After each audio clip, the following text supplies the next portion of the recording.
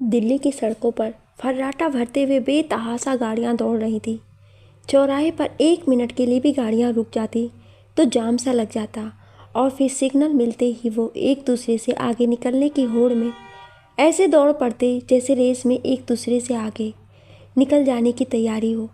ऐसे ही होड़ में एक 25-26 साल की लड़की कनॉट प्लेस की सड़कों पर दौड़ती हुई जा रही थी और उसके चेहरे पर परेशानी साफ साफ झलक रही थी। तभी वो लड़की एक कार से टकराई, जिसे देखकर कार मालिक ने कार रोक दी और उस लड़की के पास जाकर उसे उठाने का प्रयास करने लगे और फिर उससे बोले, बेटा तुम्हें लगी तो नहीं? पहले तो आप लोग बिना देखे गाड़ी चलाते हैं, फिर ठोकर मारते हैं और उसके बाद सहानुभूति जताने का नाटक करते हैं। अब लगी भी होगी तो क्या करेंगे? यही करेंगे कि मेरे मुंह पर चंद सिक्के मारकर चले जाएंगे आप। जाइए, मुझे नहीं चाहिए आपके पैसे, कहकर वो लड़की अपना गिरा हुआ सामान उठाकर आगे बढ़ने लगी। तभी उस कार मालिक ने उसे आवाज़ दी, बेटा मेरी बात तो सुनो। जी कहिए, अब क्या कहना चाहते हैं आप? उस लड़की ने अपनी गर्दन घुमाकर बड़े ही रूखे स्वर में उत्तर दिया, कुछ नहीं बेटा, ये मेरा विजिटिंग कार्ड है, रख लो, कभी कोई ज़रूरत हो तो मुझे कॉल कर लेना। अच्छा लाइए दीजिए, कहकर वो लड़की कार्ड लेकर आगे बढ़ गई। उसके बाद वो कार मालिक ड्राइवर को भी चलने का इशारा करके आगे बढ़ गया। घर जाकर उसने अपना पर्स और सामान रखा और फिर जल्दी से बाथरूम में चली गई। सामान रखने की आवाज़ सुनकर ही सुनंदा जी जान गई कि इशिका आ चुकी है, इसलिए वो जल्दी से बाहर आ गई और मन ही मन सोचने लग गई कि इशिका को गए अभी 2 घंटे भी पूरे नहीं हुए, फिर आज अचानक इतनी जल्दी कैसे घर आ गई? वो ज़रूर कोई बात है, कहकर वो इशिका की प्रतीक्षा करने लगी। तभी इशिका ने आवाज़ लगाई, माँ मैं कपड़े लेना भूल गई हूँ, दे दो ज़रा, अभी लाती हूँ, कहकर सुनंदा जी ने कपड़े लाकर इशिका को थमा दिए। लगभग 5 मिनट बाद इशिका बाथरूम बाहर निकल आई और सुनंदा से बोली, माँ अब जल्दी से खाना निकाल दो, बहुत तेज़ से भूख लगी है, कहकर इशिका अपने बालों में कंघी करने लगी। थोड़ी देर बाद सुनंदा जी खाना लेकर भी आ गई और इशिका से बोली, इशिका आज तुम बहुत जल्दी घर आ गई, इंटरव्यू के लिए नहीं गई क्या? हाँ माँ, मैं तो बताना ही भूल गई कि मैं जा ही रही थी कि एक अंकल ने गाड़ी बिल्कुल मेरे सामने कर दी, वो तो मैं बाल बाल बच गई, वरना आज ना जाने क्या होता, कहकर इशिका चुप हो गई। इशिका चुप ही हुई थी कि सुनंदा जी परेशान हो गई और इशिका के शरीर को गौर से निहारती हुई बोली कि कहीं लगी तो नहीं, देखो जरा। नहीं माँ, आप बिना छोटी छोटी बातों को लेकर परेशान हो जाती हैं, कहकर इशिका ने अपने कपड़े उठा दिए, जिसे देखकर सुनंदा जी की जान में जान आई। फिर वो बोली कि कौन था वो? तुमने उसके खिलाफ कोई कार्रवाई नहीं की? जिसे सुनकर इशिका ने कहा कि नहीं माँ, वो देखने से कोई सज्जन पुरुष लग रहे थे, फिर इसमें दोष उनका भी तो नहीं था, ड्राइवर की गलती थी, और यदि मैं कंप्लेन करती भी तो बेचारा ड्राइवर दोनों तरफ से मारा जाता, एक तो वो नौकरी से हाथ धोता, दूसरा उसके ऊपर जो कार्रवाई होती वो अलग, कहकर इशिका चुप हो गई। तो सुनंदा जी ने कहा, बेटा तुम्हारी बात तो अपनी जगह ठीक है, लेकिन आगे से ध्यान रखना, तुम तो जानती हो कि तुम ही मेरा इकलौता सहारा हो, कहकर सुनंदा जी रोने लगी, जिसे देखकर इशिका उन्हें चुप कराते हुए बोली, माँ अब इतना भी मत सोचा करो, मुझे कुछ नहीं होगा, कहकर वो अपना सामान उठाकर रखने लगी। तभी उसकी नज़र उस विजिटिंग कार्ड पर पड़ी। ड्राइवर को गाड़ी चलाने का हुक्म देकर मिस्टर विजय आनंद रास्ते भर उस लड़की के बारे में ही सोचते रहे। फिर उसी समय उनके दिमाग में एक आइडिया आया, जिसे उन्होंने अपनी पत्नी रश्मि को बताने के लिए आवाज़ भी दी, लेकिन जैसे ही रश्मि आनंद ने कहा, बोलो विजय, अभी तुम मुझसे कुछ कहना चाह रहे थे, तो विजय आनंद ने बात बदलते हुए कहा कि मैडम ये हेयर स्टाइल आज आप पर बहुत सूट कर रहा है, कब कराया? तो रश्मि आनंद ने मुस्कुराते हुए कहा कि विजय आप बिना मुझे परेशान करने का कोई ना कोई बहाना खोजते रहते हैं, ये स्टाइल तो काफ़ी पुराना है, लगता है कि आजकल आपका ध्यान कहीं और ही रहता है। ऐसी बात नहीं है रश्मि, तुम तो जानती ही हो कि आजकल विनय का ध्यान ना जाने कहाँ रहता है, ऑफिस के लोगों के प्रति भी उसका व्यवहार दिन प्रतिदिन बहुत सख्त होता जा रहा है। मुझे डर है कि अगर उसका यही रवैया रहा तो एक दिन वो आनंद एम्पायर को ले डूबेगा। इससे पहले कि ऐसा कुछ हो, हम उसकी शादी कर देते हैं। विजय आनंद की बात सुनकर रश्मि आनंद ने तुरंत उत्तर दिया, क्या कोई ऐसी लड़की है तुम्हारी नज़र में जिससे विनय शादी कर ले और खुश रहे? रश्मि की बातों का जवाब देते हुए विजय आनंद ने कहा, है तो बहुत लड़कियां, किंतु क्या पता उसे पसंद आए ना आए। एक काम करते हैं, आज शाम के डिनर पर उससे इस विषय पर कुछ बात करते हैं, क्या पता वो किसी लड़की को पसंद करता हो। कहकर रश्मि आनंद चुप हो गई।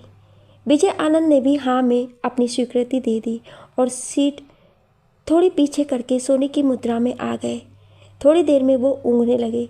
घर पहुँचे थे शाम खत्म होने में कुछ ही पल शेष बचे थे और रात ने अपना पाँव पसारना शुरू कर दिया था।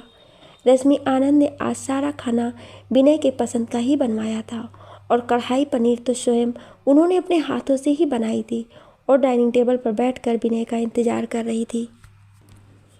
रात के लगभग 10 बज चुके थे। विजय आनंद खाना खाकर सोने के लिए जा चुके थे, लेकिन रश्मि आनंद अब भी वहीं बैठकर विनय का इंतजार कर रही थी, जबकि वो भी डायबिटीज़ की पेशेंट थी। बाकी विजय आनंद तो डायबिटीज़ और हार्ट पेशेंट थे और अक्सर उनका रक्तचाप बढ़ा ही रहता था, इसलिए उन्होंने अपने सोने और जागने का एक टाइम फिक्स कर रखा था। कुछ खास मौक़ों पर ही उन्हें देर होती थी। रात के 11 बज चुके थे। रश्मि आनंद वहीं लॉबी में बैठे बैठे ऊँघ रही थी। तभी राधा ने आकर उन्हें जगाया कि मैडम खाना खा लीजिए, बहुत देर हो चुकी है, आपने आज इंसुलिन भी नहीं लगाया। अभी भैया आएंगे तो मेरे ऊपर गुस्सा करेंगे, मैं अभी लेकर आती हूँ। कहकर राधा फ्रिज की तरफ बढ़ गई और रश्मि आनंद को इंसुलिन देकर रोटियां सेकने लगी। तभी विनय ने भी घर में प्रवेश किया और माँ को डाइनिंग टेबल पर बैठे देखकर बोला, माँ आप आज यहाँ क्यों बैठी हैं? चलिए चलकर सो जाइए, नहीं तो आप बीमार पड़ जाएंगी। विनय ने इतना ही कहा था कि राधा खाना लेकर आ गई और बोली, लीजिए मैडम आप खाना खाना शुरू कीजिए, तब तक मैं भैया की थाली लगाती हूँ। राधा की बात सुनकर विनय ने उसकी बात काटते हुए कहा, नहीं राधा दी, मैं खाना खाकर आया हूँ, किंतु मुझे आपसे एक शिकायत है कि आपने माँ को अभी तक कैसे भूखा रखा, जबकि ये आप अच्छी तरह से जानती हैं कि माँ डायबिटिक है। इससे पहले कि राधा कुछ कहती, रश्मि ने कहा, उसे क्यों डांट रहा है बेटा? उसे तो मैंने मना किया था क्योंकि मैं आज तुम्हारे साथ खाना खाना चाहती थी, बहुत दिन हो गया तुम्हारे साथ खाना खाए। रश्मि आनंद ने अभी इतना कहा ही था कि राधा बीच में ही बोल पड़ी कि मैडम ने तो आज आपके लिए स्पेशल कढ़ाई पनीर भी अपने हाथों से बनाई थी, लेकिन आप तो आज खाना खाकर आए हैं, चलिए कोई बात नहीं। जैसे ही राधा ने इतना कहा, विनय रश्मि के पास जाकर बोला, माँ 2 कौर अपने हाथों से खिला दो, बहुत दिन हो गए हैं आपके हाथों से खाना खाए। तो रश्मि ने जैसे ही एक कौर विनय के मुंह में डाला, विनय के मुंह से निकला, वाह माँ, आज भी आपके हाथों में वही स्वाद है जो आज के 20 वर्ष पहले हुआ करता था। सच। विनय के मुंह से अपनी तारीफ सुनकर रश्मि के मुंह से अचानक ही निकला। जैसे ही ईस्का की नज़र उस विजिटिंग कार्ड पर पड़ी, वो खुशी के मारे उछलती हुई बोली, oh my God, mister Vijay Anand, Anand Empire के मालिक, अब भी यकीन नहीं हो रहा है मुझे। फिर ईस्का ने अपनी माँ को आवाज़ लगाना शुरू कर दिया, माँ जल्दी से आइए, इधर आपको कुछ दिखाना है। ईस्का की आवाज़ सुनकर सुनंदा जी अपने कमरे से बाहर निकल आई और ईस्का से बोली, क्या बात है बेटा, जो इतना गला फाड़ फाड़ कर चिल्ला रही हो? कोई अलादीन का चिराग मिल गया है क्या? चिराग ही समझिए माँ, आप सुनोगे तो आपको भी विश्वास नहीं होगा कि जिसकी गाड़ी से मेरा एक्सीडेंट होते होते बचा था, वो गाड़ी किसकी थी? किसकी थी? सुनंदा जी ने सवाल किया। माँ, आनंद इंडस्ट्रीज़ का। नाम तो आपने सुना ही होगा, उसी के मालिक विजय आनंद जी की गाड़ी थी। और पता है आपको, उन्होंने मुझे अपना विजिटिंग कार्ड भी दिया है कि कभी कोई ज़रूरत हो तो मुझे कॉल कर लेना। तब तो ये बहुत अच्छी बात है, इसका मतलब है कि वो एक बहुत अच्छे इंसान भी हैं, तुम्हें उनसे ज़रूर मिलना चाहिए। कहकर सुनंदा जी चुप हो गई और इसका ना जाने भविष्य के किन किन ख्यालों में खो गई। सुबह के 7 बज चुके थे। सब लोग अपनी दैनिक दिनचर्या में लगे हुए थे। विजय आनंद भी मॉर्निंग वॉक से लौट चुके थे, किंतु रश्मि आनंद अभी तक सो रही थी और विनय आनंद को तो वैसे भी देर तक सोने की आदत थी, लेकिन देर तक सोने के बावजूद भी वो आज तक कभी देर से ऑफिस नहीं पहुँचे और ना ही किसी कर्मचारी या वर्कर का लेट होना उन्हें पसंद था। यही वजह थी कि ऑफिस के सारे वर्कर या कर्मचारी उनसे बहुत डरते थे। सुबह के 9 बज रहे थे। विनय आनंद भी फ्रेश होकर नीचे आ चुके थे, किंतु रश्मि आनंद अभी तक दिखाई नहीं दे रही थी। वैसे तो विजय आनंद उन्हें उठाना नहीं चाह रहे थे, लेकिन जब उन्होंने देखा कि सुबह के 9 बजने वाले हैं और रश्मि की इंसुलिन का टाइम हो गया है, तो उनसे रहा नहीं गया। इसलिए वो ऊपर जाने के लिए सीढ़ियाँ चढ़ने लगे, किंतु विनय आनंद ने मैं ऊपर ही जा रहा हूँ, माँ को जगा दूंगा कहकर उन्हें जाने से रोक दिया। ऊपर जाकर विनय ने देखा कि माँ उठ चुकी थी और गुमसुम बैठी हुई थी। उनके आसपास कुछ तस्वीरें फैली हुई थी जिन्हें वो बहुत ही बारीकी से निहार रही थी। फिर जैसे ही उन्होंने विनय को देखा, तस्वीरें इकट्ठा करके विनय के हाथों में देते हुए बोली, विनय बेटा, जरा देख कर बताओ कि कौन सी तस्वीर सबसे अच्छी है। सुबह सुबह आप क्या लेकर बैठ गई हो माँ? आपको अच्छी तरह से पता है कि आपकी दवाई का वक्त हो गया है और मेरे ऑफिस जाने का। विनय ने रश्मि की बात को टालते हुए कहा, तुमसे जब भी कोई बात करो बेकार में ऑफिस का बहाना लेकर बैठ जाते हो। कभी सोचा है कि ज़िंदगी में ऑफिस के अलावा भी कुछ होता है? कब तक यूँ अकेले नीरस भरी ज़िंदगी जियोगे? क्या तुम्हें नहीं लगता कि तुम्हारा भी कोई परिवार होना चाहिए जिसमें तेरी बीवी बच्चे हों? रश्मि विनय से बात कर रही थी, लेकिन विनय तो बगैर उनकी बात सुने ही ऑफिस के लिए निकल चुका था और जाते जाते राधा को रश्मि का ध्यान रखने के लिए बोल गया था। विनय के ऑफिस जाने के बाद राधा जब रश्मि के लिए नाश्ता और दवाइयाँ लेकर आई तो देखा कि रश्मि विनय से अब भी बातें कर रही है, तो उसे ताज्जुब हुआ। फिर वो रश्मि से बोली, मैडम आप किससे बातें कर रही हैं? विनय भैया तो ऑफिस जा चुके हैं। क्या कहा? विनय ऑफिस जा चुका है? आज फिर वो मुझे चकमा दे गया। अच्छा, ऑफिस से आने दे उसे कहकर वॉशरूम में चली गई और लगभग 5 मिनट बाद फ्रेश होकर निकल आई। इसका के साथ एक्सीडेंट की उस घटना को हुए आज पूरे 2 महीने बीत चुके थे और वो कई जगह काम की तलाश कर करके पूरी तरह से थक चुकी थी। फिर उसने सोचा कि क्यों ना एक बार विजय आनंद के ऑफिस चलकर देखा जाए कि वहाँ योग्यता के बल पर काम दिया जाता है या किसी सिफारिश पर। अगले दिन इसका ऑफिस जाने के लिए तैयार हो रही थी। उसने लाइट ब्लू कलर की कुर्ती और चूड़ीदार सलवार पहना और फिर दोनों से मैच करता हुआ साइड से दुपट्टा डाला तथा बालों को थोड़ा पिनअप करके खुला छोड़ दिया और कानों में लंबी इयररिंग्स डालकर अपने आप को आईने में एक बार निहारा और माँ से पूछा, माँ मैं आज कैसी लग रही हूँ? तो माँ ने इसका को एक बार ऊपर से नीचे तक निहारा और बोली, नहीं बिल्कुल इसी, मुझे मेरी ही नज़र लग जाएगी। वैसे भी मेरी नज़र बहुत ख़राब है, तभी तो तेरे पापा हम लोगों को अकेला छोड़कर इस दुनिया से चले गए। उन्हें मेरी ही नज़र लग गई कहकर सुनंदा जी रोने लगीं। सुनंदा को इस तरह से रोते हुए देखकर इसका बोली, पता है माँ, जब आप इतनी पढ़ी लिखी होकर बेवकूफ़ों जैसी बातें करती हो तो मुझे कभी कभी आपकी बुद्धि पर बड़ा तरस आता है। कौन कहता है कि आपकी नज़र खराब है? जो कहता है उसे कहने दीजिए, उस पर ध्यान ही मत दीजिए। अरे लोगों का क्या है, जब उन्होंने मर्यादा पुरुषोत्तम राम और सीता मैया को नहीं छोड़ा तो हम तो फिर भी साधारण मनुष्य हैं। फिर किस किस का मुंह रोकेंगे हम? इसलिए कोई जो कहता है उसे कहने दीजिए। बस आप खुश रहिए, मेरे लिए आपकी खुशी से बढ़कर दुनिया की कोई भी खुशी नहीं है। इतना कहकर इसका जाने के लिए तैयार हो गई और अपनी माँ से बोली, अच्छा माँ, मैं इंटरव्यू के लिए आनंद इंडस्ट्रीज़ जा रही हूँ, मुझे आशीर्वाद दीजिए कहकर अपनी माँ के पैरों में झुक गई। तो सुनंदा जी ने उसके सर पर अपना हाथ रखते हुए कहा कि मेरा आशीर्वाद तो हमेशा तेरे साथ है बेटा। ईश्वर करे तुझे कामयाबी हासिल हो और दुनिया की हर वो खुशी मिले जिसकी तू हकदार है। अच्छा, संभल कर जाना और आते वक्त देर हो जाए तो टैक्सी बुक कर लेना और हाँ, पैसे की बिल्कुल चिंता मत करना कहकर सुनंदा जी इसका को बाहर तक छोड़ने आई और इसका के जाने के बाद अंदर आकर एक गहरी सांस लेकर लेट गई। शायद आज कुछ तबीयत ठीक नहीं थी उनकी, या दिमाग में कुछ और चल रहा था। लगभग 1 घंटे का सफ़र तय करके इसका कनॉट प्लेस पहुंच चुकी थी। कनॉट प्लेस जिसे राजीव चौक के रूप में भी जाना जाता है और दिल्ली का दिल भी कहा जाता है। दिन हो या रात, यहाँ हर समय भीड़ लगी रहती है। यहाँ मुख्यतः अपने वाणिज्यिक संस्थानों के लिए भी प्रसिद्ध है। यहाँ हर कोई बिजनेस करना चाहता है, लेकिन सबके लिए यहाँ बिजनेस करना आसान भी नहीं है, क्योंकि एशिया की विश्व रैंकिंग में ये 7वें सबसे महंगे मार्केट के रूप में शुमार है।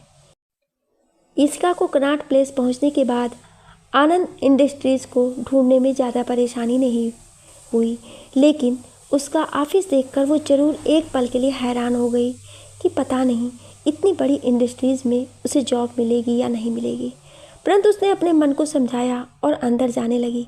तभी गेटमैन ने उसे रोका एक पल के लिए, तो वो डर ही गई।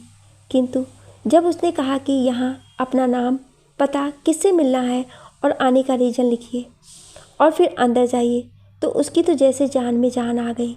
फिर वो अपनी कागजी कार्रवाई पूरी करके अंदर तो चली गई, किंतु वहाँ के स्टाफ और ऑफिस की साज सज्जा को देखकर दंग रह गई।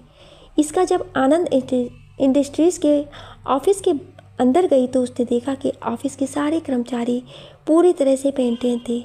वो रैंप पर वॉक करते किसी मॉडल से कम नहीं लग रहे थे। इसका तो उन सभी को देखकर पहले ही घबरा रही थी। फिर किसी तरह से हिचकिचाते हुए उसने एक कर्मचारी से पूछा, एक्सक्यूज़ मी, क्या आप बता सकते हैं कि विजय आनंद जी कहाँ मिलेंगे? जी ऑफ कोर्स, लेकिन ये बताइए क्या आपने अपॉइंटमेंट ले रखा है उनसे मिलने का? जब कर्मचारी ने पूछा तो इसका ने कहा कि जी अपॉइंटमेंट तो नहीं है, बट उनका विजिटिंग कार्ड है मेरे पास, जो उन्होंने मुझे खुद दिया था। ये देखिए, कहकर उसने कर्मचारी को वो विजिटिंग कार्ड दिखा दिया। अच्छा ठीक है, आप जा सकती हैं। यहाँ से जाने के बाद पहले लेफ़्ट मुड़िएगा, फिर राइट, फिर लेफ़्ट, उसके बाद राइट में सर का केबिन है। जी थैंक्स, कहकर इसका उस कर्मचारी के बताए अनुसार आगे बढ़ गई। लेकिन आगे बढ़ने के बाद कंफ्यूज हो गई। उसे समझ में नहीं आ रहा था कि अब किधर जाए। तभी सामने से आ रहे एक युवक से इसका ने पूछा कि आनंद सर का केबिन किधर है? तो उसने कहा बस थोड़ा आगे चल के राइट ले लीजिएगा, वहीं पर है। इसका चलते चलते थक गई थी। फिर उसने केबिन के पास पहुंचकर राहत की सांस ली और अंदर जाकर कुर्सी पर आराम की मुद्रा में बैठ गई। जैसे ही वो बैठी उसे एक पल के लिए नींद आ गई और इसी बीच विनय आनंद अपने केबिन से निकलकर बाहर आए तो उन्होंने देखा कि एक लड़की चेयर पर बैठे बैठे ऊँग रही है। तो उन्होंने उसके पास जाकर कहा कि देखिए मिस मैडम, आप जो भी हैं आप अपने घर जाकर सोएं। ये हमारा ऑफिस है, कोई आराम फरमाने की जगह नहीं है कि जिसको जब मन करे वो यहाँ आकर आराम करे। इसका अपने सामने उस नवयुवक को इस तरह से बोलते हुए देखकर अपने आपे से बाहर हो गई और बोली, देखिए मिस्टर, मैं नहीं जानती कि आप कौन हैं, लेकिन किसी के बारे में बिना जाने आपको इस तरह से बोलने का कोई हक नहीं है। और रही बात आराम फरमाने की, तो मुझे कोई शौक़ नहीं है यहाँ आराम फरमाने का। वो तो मैं तब से आनंद सर का ऑफिस ढूंढते ढूंढते थक गई थी, इसलिए जब यहाँ पहुँचकर बैठी तो ना जाने कैसे आँख लग गई। बताइए अगर आप मेरी जगह होते तो क्या करते? इसका की बात सुनकर विनय आनंद गुस्से में आकर बोले, अगर मैं आपकी जगह होता तो आराम करने की जगह पहले उनसे मिलता फिर आराम करता, कहकर विनय आनंद वहाँ से निकल गए। विनय आनंद के जाने के बाद इसका बड़बड़ाने लगी कि सारा मूड खराब करके रख दिया इसने। फिर वो आनंद सर से मिलने के लिए उनके केबिन की तरफ बढ़ चली। तभी सिक्योरिटी गार्ड ने उसे रोकते हुए कहा कि अरे मैडम, ऐसे बिना पूछे कहाँ घुसी जा रही हैं? आप कौन हैं? कहाँ से आई हैं? कोई नाम पता भी है? जैसे तमाम सवालों की उसने एक साथ बौछारें लगा दी। जी मेरा नाम इसका खन्ना है और मैं आनंद इंडस्ट्रीज़ के चेयरमैन से मिलना चाहती हूँ। तो ये कहिए ना मैडम कि आप आनंद इंडस्ट्रीज़ के मालिक से मिलना चाहती हैं, लेकिन माफ़ कीजिएगा मैडम, वो तो अभी अभी निकले हैं, आप कल आकर मिल लीजिए। देखिए मैं बहुत दूर से आई हूँ, ऐसा कोई उपाय नहीं है कि जिससे मैं आज ही उनसे मिल सकूँ। एक उपाय है मैडम, लेकिन इसके लिए आपको लगभग 4-5 घंटे इंतज़ार करना पड़ेगा, किंतु आपसे वो मिलेंगे या नहीं मिलेंगे ये उनकी इच्छा पर निर्भर करता है। इसलिए आप चाहें तो शाम के 6 बजे तक यहाँ बैठकर इंतज़ार कर सकती हैं। जी मैं कर लूँगी, कहकर इसका वहाँ वेटिंग रूम में बैठकर इंतज़ार करने लगी। वेटिंग रूम में बैठी इसका इंतज़ार कर रही थी और बार बार कभी वहाँ दीवार पर लगी घड़ी की तरफ नज़र डालती और कभी अपनी कलाई घड़ी पर। अब तो शाम के 5 बज चुके थे। इसका वहाँ बैठे कर्मचारी से पूछ कर थक चुकी थी और इसके साथ ही साथ उसके सब्र का बांध भी टूटता जा रहा था। फिर जैसे ही घड़ी की सुई ने 6 बजने का इशारा किया, उसके सब्र का बांध जैसे पूरी तरह से टूटकर धाराशायी हो गया और वो सीधे विनय आनंद के केबिन में घुस गई। सिक्योरिटी गार्ड ने उसे रोकने का प्रयास किया लेकिन वो विफल रहा। केबिन में उसने जाकर देखा तो वही नवयुवक कुर्सी पर विराजमान था जो उसे कुर्सी पर सोने के लिए खरी खोटी सुना करके गया था। उस नवयुवक को देखकर इसका सोच में पड़ गई कि क्या ये वही विजय आनंद जी हैं जिनसे वो मिली थी, लेकिन वो ये तो नहीं है, कहीं वो गलत जगह तो नहीं आ गई। यही सोचकर वो परेशान हो रही थी कि उस नवयुवक ने कहा, कौन हो तुम और बिना मेरी इजाज़त के अंदर कैसे आ गई? जी मैं, कहते हुए इसका की ज़बान लड़खड़ा रही थी।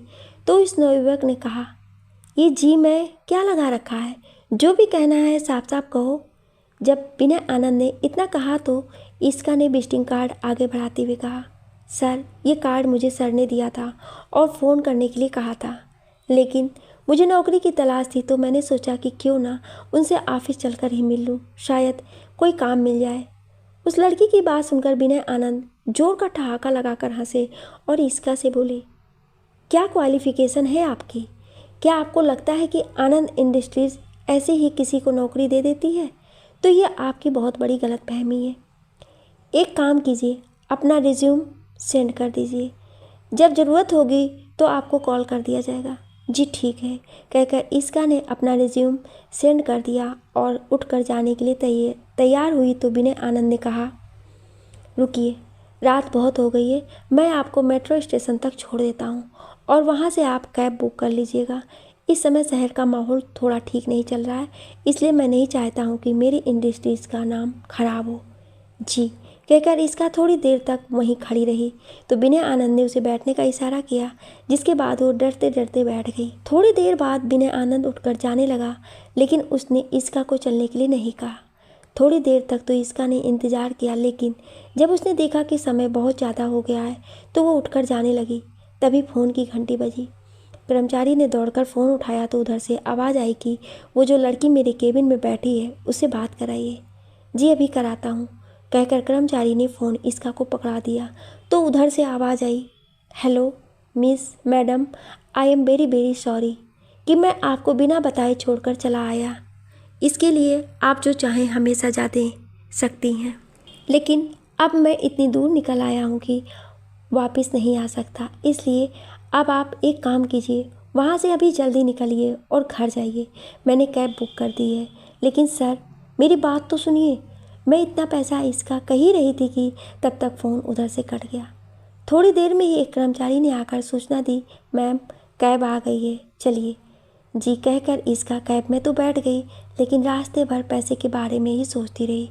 इस बीच कैब ड्राइवर के पास 2-3 बार फ़ोन भी आ चुका था, कोई उससे लोकेशन पूछ रहा था और वो 2-3 बार बता भी चुका था कि अब वो इस जगह पहुंच गया है।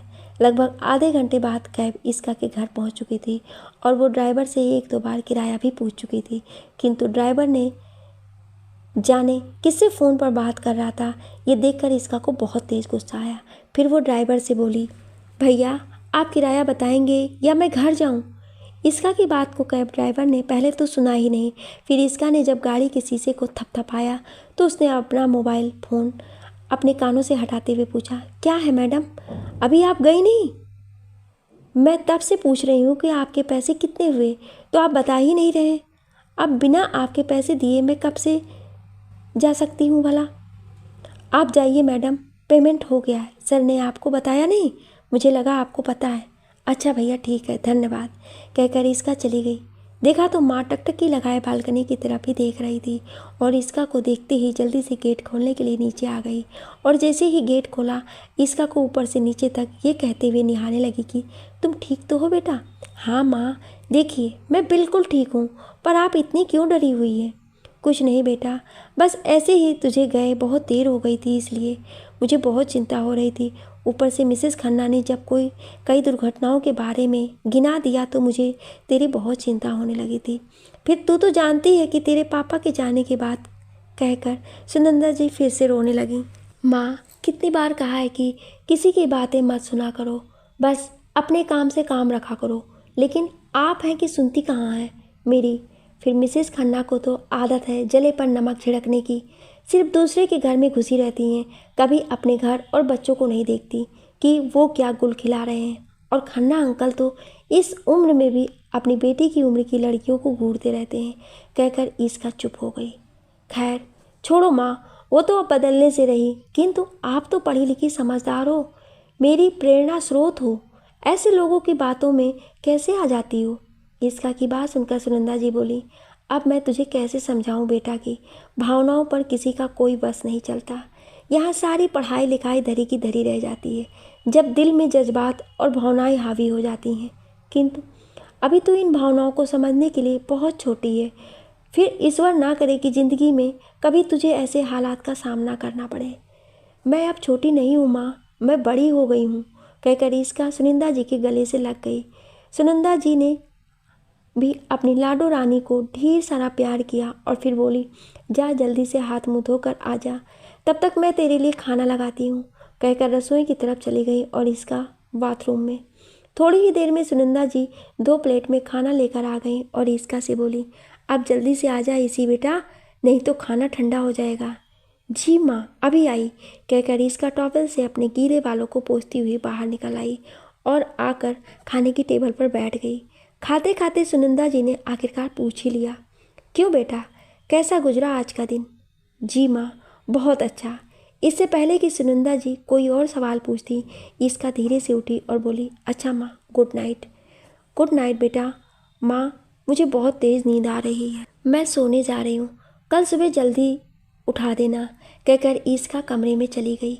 ईस्का के जाने के बाद सुनंदा जी किचन में चली आईं और उसके बाद सिंक में पड़े कुछ बर्तनों को धोया और काउंटर पर रखा, थोड़ा बहुत सामान समेटा और बाथरूम में चली गईं। और जब वापस आई तो देखा ईस्का गहरी नींद में सो चुकी थी। खाना खाकर आने के बाद ईस्का थोड़ी देर तक विनय आनंद के बिहेवियर के बारे में ही सोचती रही। उसे समझ में नहीं आ रहा था कि ये विनय आनंद आखिर किस तरह का इंसान है, ऑफिस में अड़ियल और जिद्दी स्वभाव का और बाहर कुछ और। फिर वो सोचने लगी कि मुझे एक बात अब भी समझ में नहीं आ रही कि आखिर उन्होंने मुझे इतनी देर तक बैठाए क्यों रखा, ऊपर से कैब का किराया भी दिया, वो चाहते तो मुझे पहले भी भेज सकते थे। यही सब सोचते सोचते ईस्का को ना जाने कब नींद आ गई। फिर वो गहरी निद्रा के आगोश में चली गई। इधर घर आने के बाद विनय आनंद उस लड़की के बारे में ही सोच रहे थे और मन ही मन उसकी बेवकूफ़ियों पर ये कहते हुए हंस भी रहे थे कि कितनी बेवकूफ़ थी वो लड़की, बाकी लड़कियों से बिल्कुल अलग। मैं बैठाए रहा और वो बैठी रही, उसकी जगह कोई दूसरी लड़की होती तो ना जाने कब का उठकर चली जाती, कहकर वो फिर हंस रहे थे कि उनकी माँ रश्मि आनंद आ गई और बोली, वाह क्या बात है बेटा, लगता है कि आज कोई बहुत बड़ा प्रोजेक्ट तुम्हारे हाथ लगा है जो तुम इतना हंस रहे हो। नहीं माँ बस ऐसे ही, तो ज़रूर बिजनेस में कोई मुनाफा हुआ है, वरना तुम्हारे चेहरे पर ऐसे कहाँ हंसी आती है। नहीं माँ वो बात भी नहीं है, आप फिर गलत हैं। अच्छा चलिए एक चांस और देता हूँ, आपको फिर से गेस कीजिए, कहकर विनय आनंद फिर से हंसने लगे। तभी विजय आनंद भी आ गए और अपने बेटे को इस तरह से हंसता हुआ देखकर बोले, अरे भाई क्या गुफ्तगू चल रही है माँ बेटे में, किस बात पर इतना हंसा जा रहा है। कुछ नहीं पापा, बस ऐसे ही मैं किसी बात पर हंस रहा था तो मम्मी आकर गेस करने लगी कि मैं किस बात पर हंस रहा हूँ, तो मैंने भी कहा कि गेस कीजिए, देखें आप सही गेस कर पाती हैं या नहीं। अब आप ही बताइए कोई किस बात पर हंस रहा है, ये भला कोई कैसे गेस बता सकता है जब तक सामने हंसने का कोई वाजिब कारण उपस्थित ना हो। बिल्कुल सही फरमाया आपने बरखुरदार, मैं आपकी बात का पूरी तरह से समर्थन करता हूँ। वैसे पूछना तो नहीं चाहिए, फिर भी चलिए आप ही बता दीजिए कि आप किस बात पर हंस रहे थे। हमारी श्रीमती जी और आपकी माता जी को संतुष्टि मिल जाएगी, वरना आप तो जानते ही हैं अपनी माता जी को खामख्वाह उनका शुगर बढ़ जाएगा और इस उम्र में इतना स्ट्रेस लेना उनके लिए ठीक नहीं होगा। जानते हैं पापा, आज मेरे केबिन में एक लड़की आई थी जिसने मुझे आपका विजिटिंग कार्ड दिया और बोली कि आपने उसे फ़ोन करने के लिए कहा था। व्हाट? अचानक ही रश्मि आनंद के मुंह से निकला, लेकिन विजय आनंद सोच में पड़ गए कि उन्होंने इधर कुछ दिनों से तो किसी को अपना विजिटिंग कार्ड नहीं दिया और ना ही ऐसा कुछ कहा है। फिर वो दिमाग पर जोर डालकर बोले, अच्छा ये बताओ देखने में वो कैसी थी? सामान्य सी थी, विनय आनंद ने कहा। पहनावा कैसा था? वही सलवार कुर्ता दुपट्टा, बिल्कुल आम लड़कियों वाला। तब ये वही लड़की हो सकती है जो उस दिन मेरी गाड़ी के आगे आ गई थी और बाल बाल बची थी। बेटा बड़ी खुददार लड़की थी वो। उसकी जगह अगर कोई और लड़की होती तो मुझसे पैसे लेने के लिए मेरे ऊपर FIR तक करवा सकती थी, लेकिन उसने ऐसा कुछ नहीं किया। अच्छा ये बताओ, तुमने उसे कुछ ऐसा वैसा तो नहीं कह दिया? बेचारी बड़ी उम्मीद लेकर आई होगी। नहीं पापा, मैंने ऐसा कुछ नहीं कहा। मैं भी उसे परख रहा था कि ये क्या कर सकती है, पर वो तो बड़ी बेवकूफ़ निकली, कहकर विनय आनंद फिर हंस पड़े, जिसे देखकर विजय आनंद बोले, नहीं बेटा, मैं नहीं मानता कि वो लड़की बेवकूफ़ हो सकती। परिस्थितियाँ और हालात कभी कभी इंसान को बेवकूफ़ बनने पर विवश कर देते हैं। अरे 6 बज गए, इसका ने सुबह जल्दी उठाने को कहा था, कहकर सुनंदा जी इसका को जगाने लगी। उठो बेटा, 6 बज गए हैं, ऑफिस जाना है। पर उन्होंने तो मुझे ऐसा कुछ नहीं बताया है, कहकर इसका फिर से सो गई। तो सुनंदा जी ने उसे फिर जगाया कि ऑफिस नहीं, कॉलेज बेटा, अभी थोड़ा और सो लेने दो माँ, 7 बजे का अलार्म लगा दो, मैं खुद उठ जाऊंगी, कहकर इसका फिर से सो गई। सुनंदा जी भी अपने घर के कामों में व्यस्त हो गई। देखा तो थोड़ी देर बाद इसका भी आ गई और जल्दी जल्दी तैयार होकर बगैर नाश्ता किए, देर हो रही है माँ, कहकर कॉलेज के लिए निकल गई। अगले दिन विनय आनंद ऑफिस आए तो कैमरे में कैद उस लड़की की गतिविधियों को देख रहे थे और बार बार कैमरा ऑन ऑफ कर रहे थे।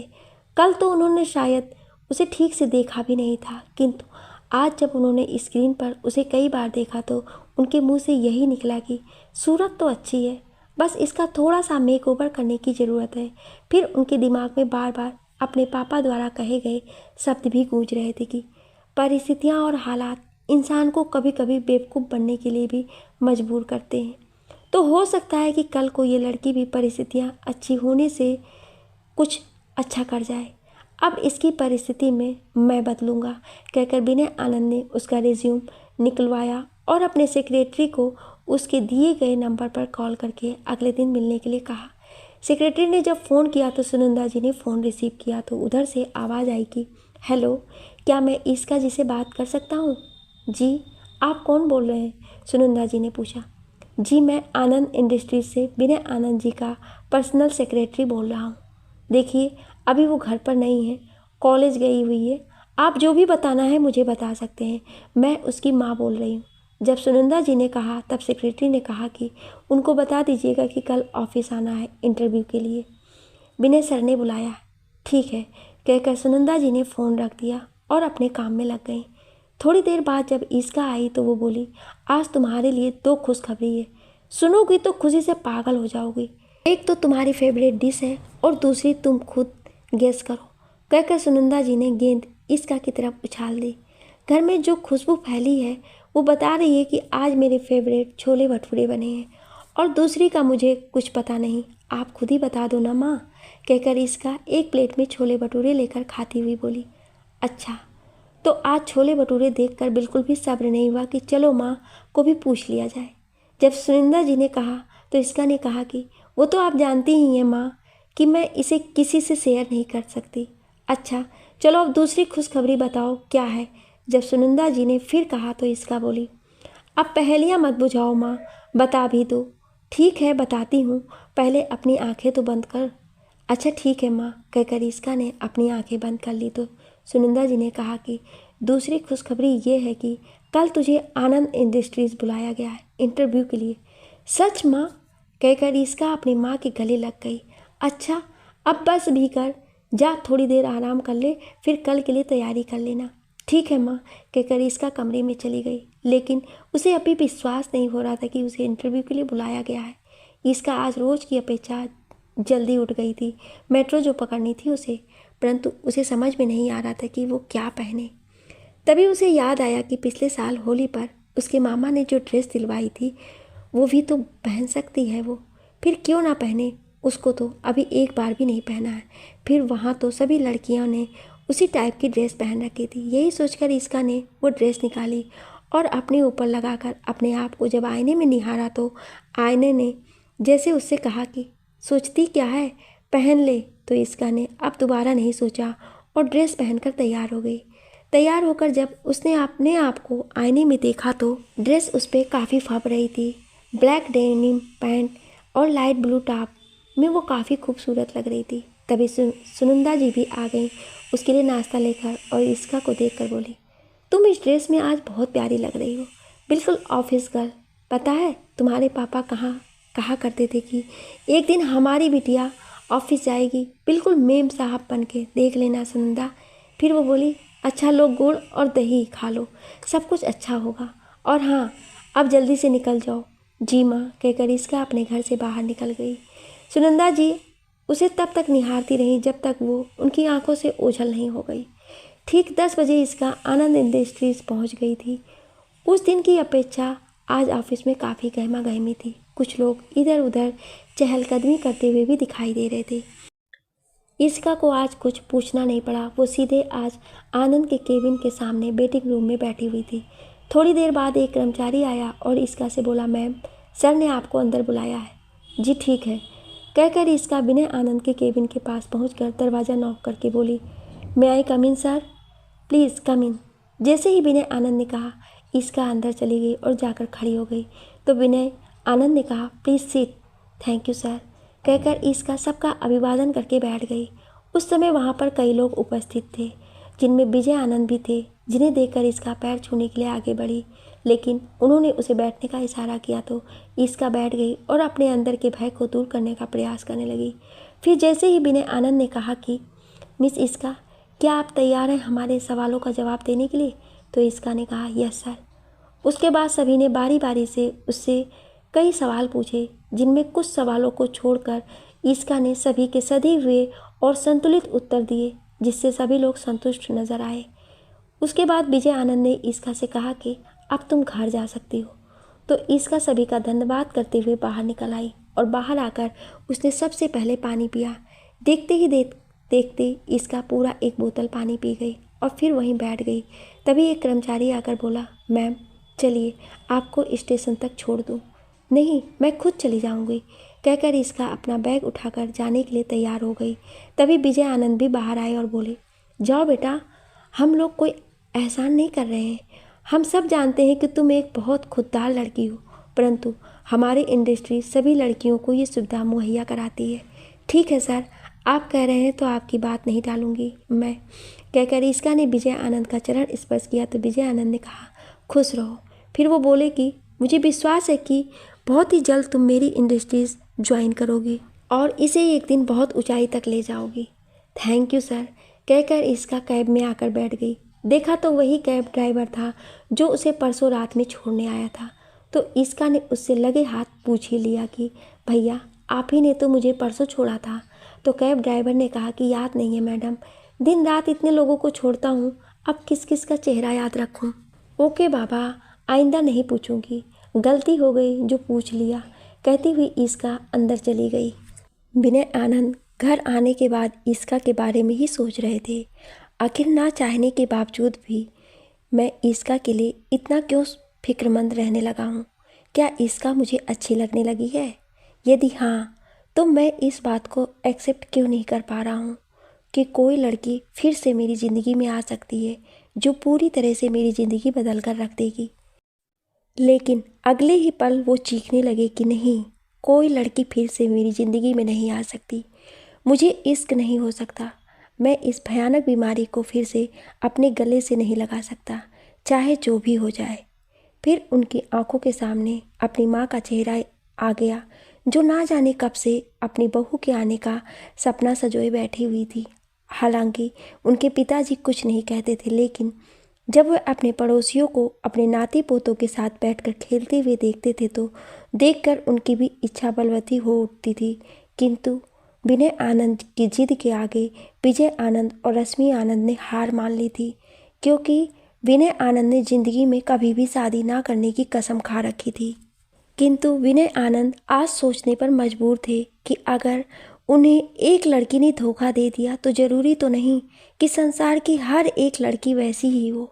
यही सब सोचते सोचते विनय आनंद दिशा के बारे में भी सोचने लगे कि कैसे दिशा मेरी ज़िंदगी में हवा के एक झोंके की भांति आई थी, जिसे देखते ही मुझे लगा कि हाँ, यही है मेरी ज़िंदगी, मेरी हमसफ़र जिसकी मुझे तलाश थी। दिशा से मेरी मुलाकात मेरे एक दोस्त ने एक पार्टी के दौरान करवाई थी, जहाँ दिशा को देखते ही मुझे पहली नज़र वाला प्यार हो गया था। धीरे धीरे मैं उसकी मत भरी आंखों में डूबता गया। उसके गेसुओं में उलझता गया, उसके बाहु पास में आबुद्ध होता गया। परंतु एक दिन जो मैंने देखा तो मुझे जैसे अपनी आंखों पे विश्वास ही नहीं हुआ। दिशा मेरे उसी दोस्त के साथ प्यार की पेंगे बढ़ा रही थी और नशे में कह रही थी कि जानते हो अजीत, तुम्हारा वो दोस्त विनय भले ही इतनी बड़ी इंडस्ट्रीज का मालिक है, लेकिन प्यार के मामले में बिल्कुल अनाड़ी है। तुम्हारी जैसी बात उसमें कहाँ, कहकर दिशा ने अपने होठों को अजीत के होठों पर रख दिया और बोली, डार्लिंग चलो अंदर चलते हैं, तुमसे कुछ प्राइवेट बात करनी है। ओके जानू, कहता हुआ अजीत भी दिशा की कमर में एक हाथ डालकर और एक हाथ दिशा के कंधे पर रखकर अंदर चला गया। मैं, विनय, उन दोनों को ये अश्लील हरकत करते हुए देखकर खून का घूंट पीकर रह गया। मेरे जी में आया कि अभी इस वक्त इन दोनों का खून कर दूं, फिर ना जाने कौन सी अदृश्य शक्ति ने मेरे बढ़ते हुए हाथों को रोक लिया। बाद में मुझे पता चला कि वो दोनों पति पत्नी हैं और इतने दिन से मुझे ब्लैकमेल कर रहे थे। खैर, उस घटना ने मुझे दुखी तो बहुत किया, लेकिन मैंने अपने आप को कमज़ोर नहीं पड़ने दिया। दिशा आई, बहुत रोई, गिड़गिड़ाई, किंतु मैंने उसकी एक नहीं सुनी। सुनता भी कैसे, उसने विश्वास तो तोड़ा था मेरा, वो विश्वास जो अपने से ज़्यादा किया था मैंने उस पे, और बदले में सिर्फ प्यार की चाहिए था मुझे, लेकिन उसने तो मेरे विश्वास का ही खून कर दिया। फिर निकाल फेंका मैंने उसे अपनी ज़िंदगी से, उसी तरह से जिस तरह से उसने मुझे धोखा दिया था। और फिर उसी दिन मैंने तय कर लिया था कि मेरी ज़िंदगी में आज के बाद कोई दूसरी लड़की नहीं आएगी जो मेरी भावनाओं को क्षति पहुंचाएगी, आर्थिक स्तर पर या मानसिक स्तर पर आज ना जाने क्यों भावनाएं फिर से प्रबल हो उठी हैं। घर आकर इसका विनय आनंद के बारे में ही सोच रही थी कि आखिर किस तरह के इंसान हैं विनय आनंद जी, विजय आनंद जी, और उनमें कितना फ़र्क है। दोनों नदी के दो किनारों की तरह एक दूसरे से कितने अलग हैं, जो कभी नहीं मिल सकते। इसका ये सोच ही रही थी कि तभी सुनंदा जी ट्रे में 2 कप चाय और कुछ नमकीन लेकर आ गई और इसका से बोली, लो बेटा चाय पियो और ये बताओ कैसा गुजरा आज का दिन। बहुत अच्छा रहा माँ, पर कहकर इसका रुक गई तो सुनंदा जी बोली, पर क्या बेटा, जो भी बात है मुझे साफ साफ बताओ। मैं तुम्हारी माँ होने के साथ साथ तुम्हारी दोस्त भी हूँ, इसलिए तुम मुझसे अपनी कोई भी बात बेझिझक कह सकती हो। शायद तुम्हारी समस्या का मैं कोई उचित समाधान निकाल सकूं। नहीं माँ, ऐसी कोई बात नहीं है। अपनी माँ के गले में अपने दोनों हाथ डालकर प्यार से झूलते हुए इसका बोली, माँ हूँ तेरी, तुम मुझसे कुछ नहीं छुपा सकती, चल अब बता भी दे। कहकर सुनंदा जी चुप हो गई तो इसका बोली, माँ ये विनय आनंद जी जो हैं, इनका व्यवहार मुझे कुछ समझ में नहीं आता। कभी कभी तो ये इंसान मुझे पूरा पागल लगने लगता है। अगर मुझे वो जॉब मिल भी जाती तो पता नहीं मैं कर पाऊंगी भी या नहीं। देखो बेटा, हमें जल्दबाजी में किसी के बारे में कोई धारणा नहीं बनानी चाहिए। फिर तो अभी उस इंसान को जानते ही कितना है, 2 ही तो दिन हुए हैं तुम्हें वहाँ गए हुए। पर माँ, विजय आनंद जी को तो देखते ही मैं तुरंत समझ गई थी कि ये बहुत अच्छे इंसान हैं। फिर मैं यहाँ कैसे गलत हो सकती हूँ। देखो बेटा, ईश्वर ने हम सबको एक दूसरे से भिन्न बनाया है।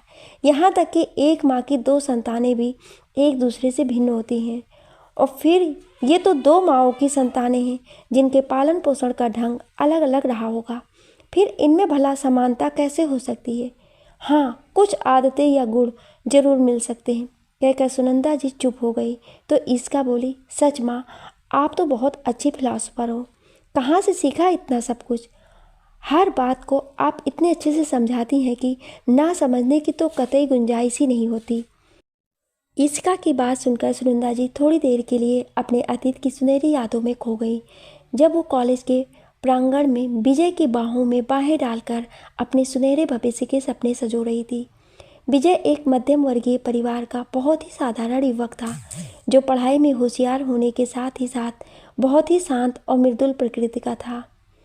कद यही कोई 5 फुट 11 इंच, रंग सांवला, आंखें बड़ी बड़ी, नाक थोड़ी मोटी पर चौड़ा माथा, सब मिलाकर चेहरे पर हमेशा एक मोहक मुस्कान लिए हर दिल अजीज था।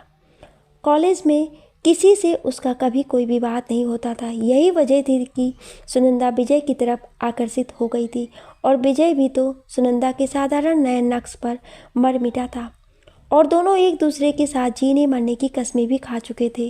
पर इनके प्यार की भनक धीरे धीरे एक दिन सुनंदा के घर वालों को भी लग गई और फिर उस दिन सुनंदा के दादाजी ने तुगलकी फरमान ने तो सुनंदा की ज़िंदगी में सब कुछ बदल कर रख दिया, जिसकी सुनंदा ने कभी सपने में कल्पना भी नहीं की थी।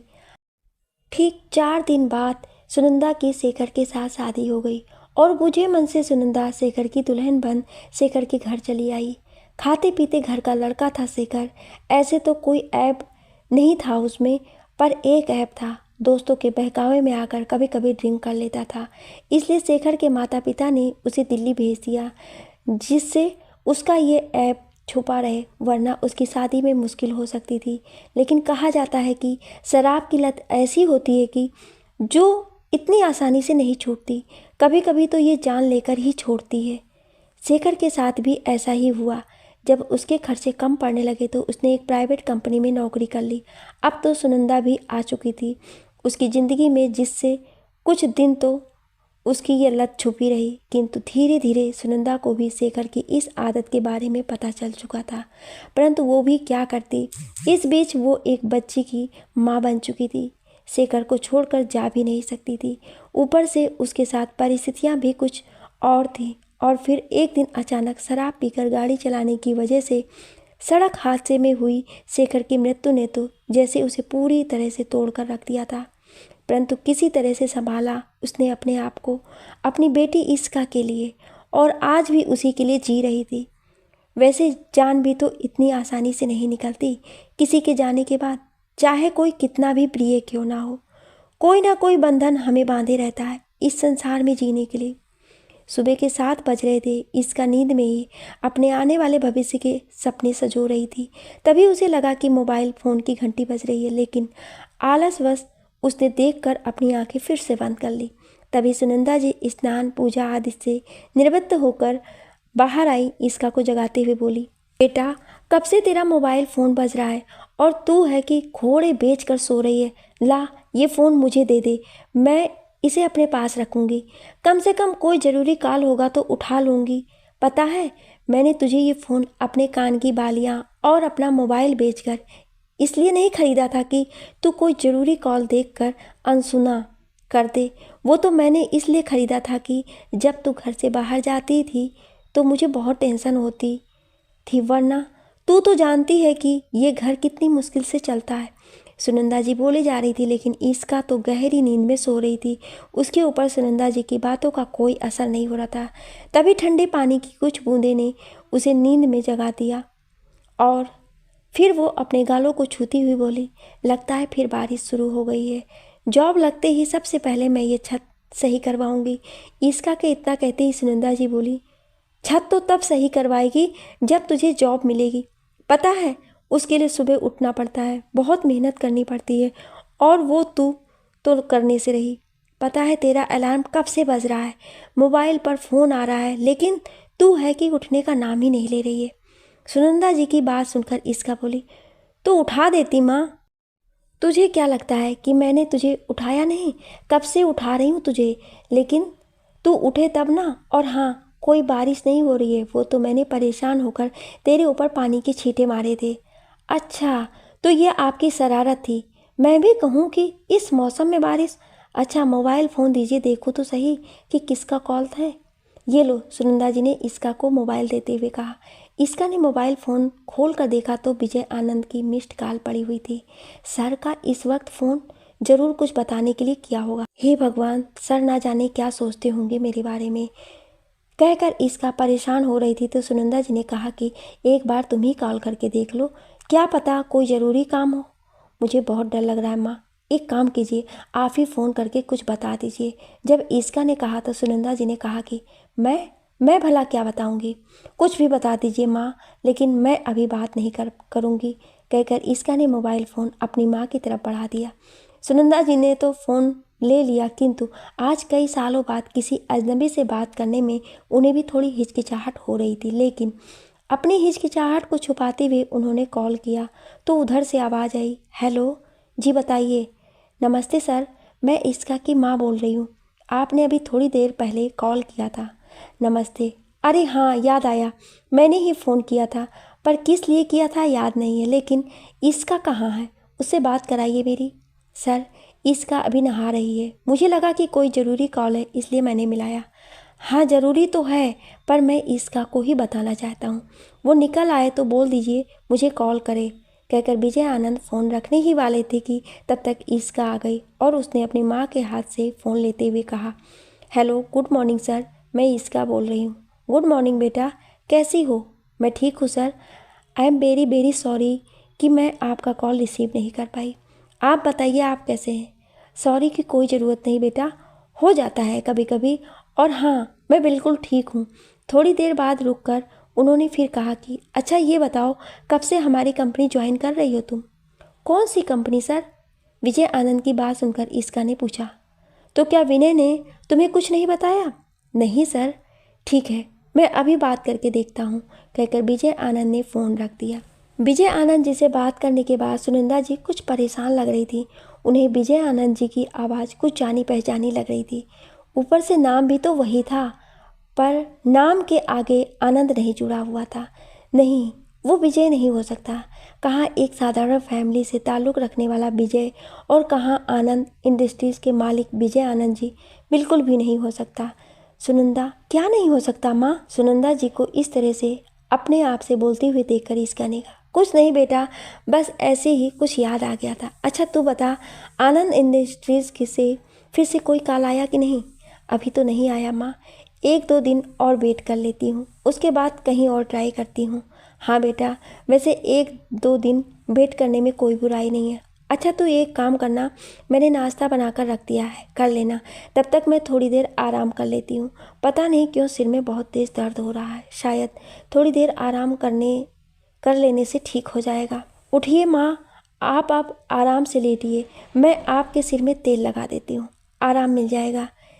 कितनी बार कहा है कि ज़्यादा टेंशन मत लिया कीजिए, सब कुछ ठीक हो जाएगा, पर आप हैं कि दिन रात ना जाने क्या सोचती रहती हैं। अच्छा आप चुपचाप आंखें बंद करके लेटी रहिए, मैं अभी थोड़ी देर में आती हूँ, कहकर इसका कमरे से बाहर निकल आई। ये तुम नहीं समझोगी बेटा कि कैसे तुम्हारे पापा के जाने के बाद तुम्हारे मामा जी हम दोनों का खर्च उठा रहे हैं, और इसके लिए भाभी से ना जाने उन्हें कितनी खरी खोटी सुननी पड़ती है। आखिर उनकी भी तो फैमिली है, लेकिन वे दादाजी से किए गए वादे को अब तक पूरा कर रहे हैं। जाते जाते दादाजी ने उनसे यही कहा था कि बेटा, सुनंदा की ज़िंदगी मेरी वजह से बर्बाद हुई है, तुम इसका ख्याल रखना। इधर इसका से बात करने के बाद विनय आनंद का इंतजार कर रहे थे और सुबह से 5-6 कप चाय पी चुके थे।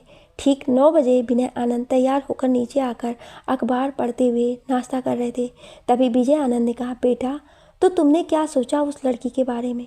लड़की? कौन सी लड़की पापा? अरे वही जिसका कल इंटरव्यू था। कल तो कई इंटरव्यू थे पापा, आप किस इंटरव्यू की बात कर रहे हैं? हाँ मुझे भी पता है कि कल कई इंटरव्यू थे, लेकिन मैं तुम्हारे पर्सनल सेक्रेटरी वाले इंटरव्यू की बात कर रहा हूँ, क्योंकि कई कैंडिडेट तो बहुत ही अच्छे हैं, ऐसा करते हैं कि शर्मा जी को ही रहने देते हैं।